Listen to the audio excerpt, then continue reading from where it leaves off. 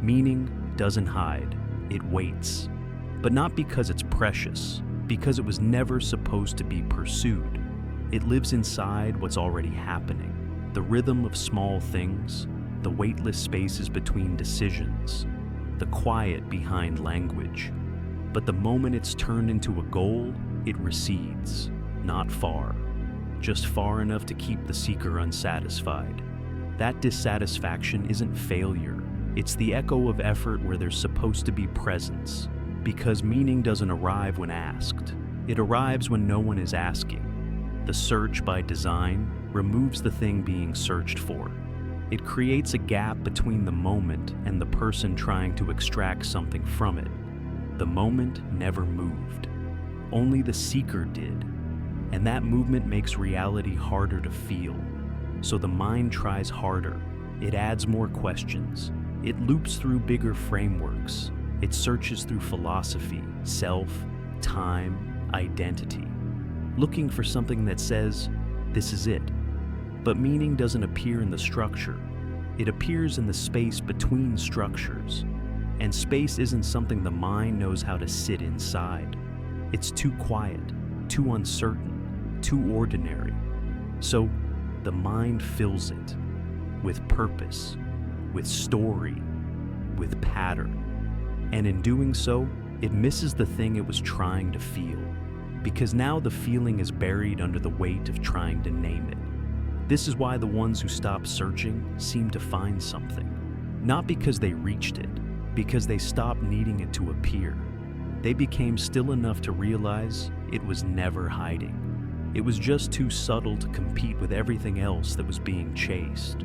The mind doesn't want peace. It wants a conclusion. Something that ties experience into something useful, something to justify the weight of being here, a reason for the hurt, a reward for the effort, a shape to all this motion. And if that meaning doesn't arise naturally, it will begin to manufacture it. That's where the search begins.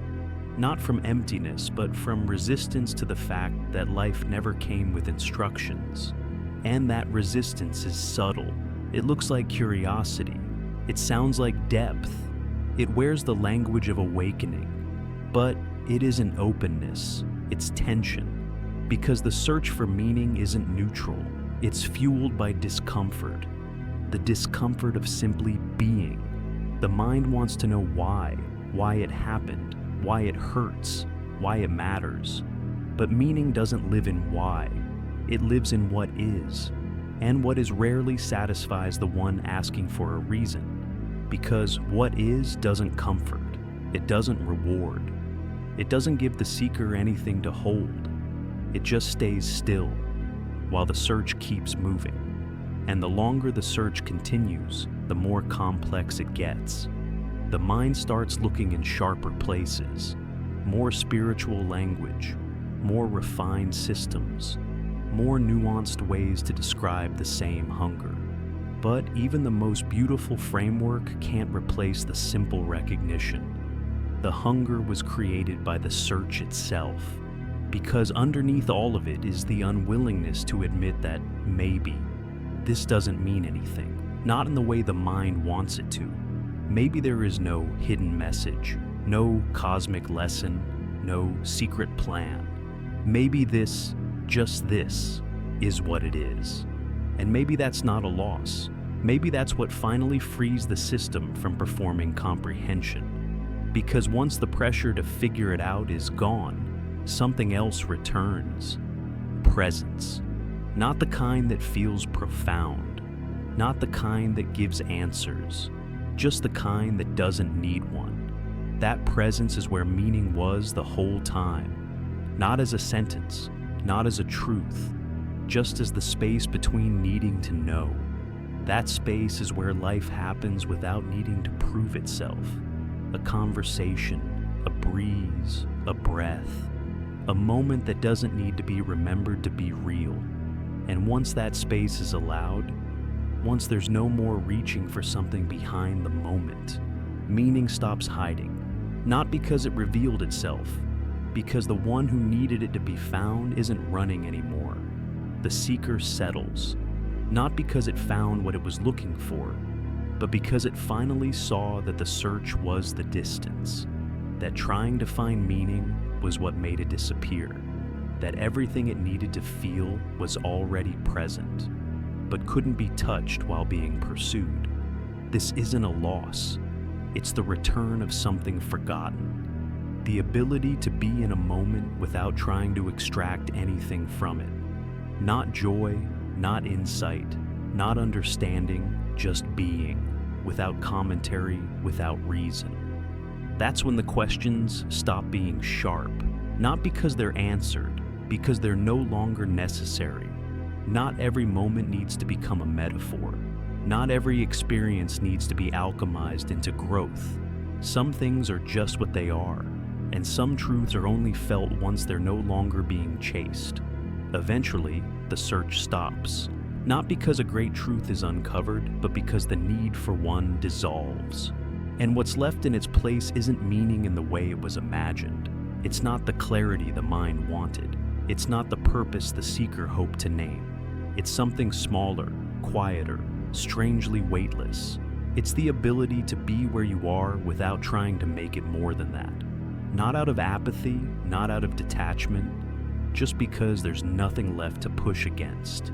And in that stillness, something unexpected happens. Life becomes tolerable again. Even the parts that never made sense. Because when meaning is no longer required, so much of the noise disappears. There's no more pressure to justify the past.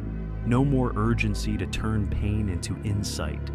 No more compulsive need to be changed by everything. Some things can simply happen. They don't need to become stories. They don't need to explain who you are. They can just pass. And the self, no longer burdened with interpretation, softens too. It no longer needs to be the hero of its own narrative. It no longer needs to weave coherence out of contradiction. It can be human again, fallible, curious, ordinary, here, without needing to be right about what here means. This is the freedom no one talks about, the freedom from meaning. Not because life is meaningless, but because it's not required to be meaningful in order to be worth living. You eat, you breathe, you look at something long enough to notice it. You sit with someone long enough to feel it. You speak only when there's something honest to say.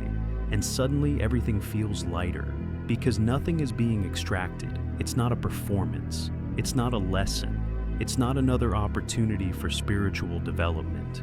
It's just life, unexplained, unafraid to remain that way.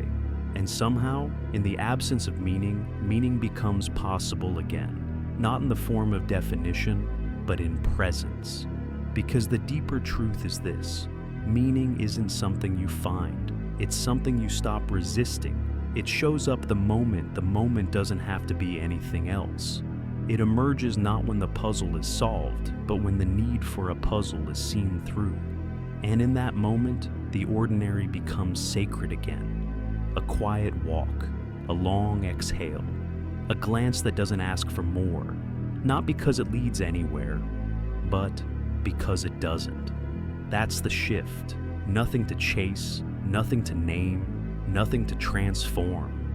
And in that stillness, everything becomes what it always was: complete.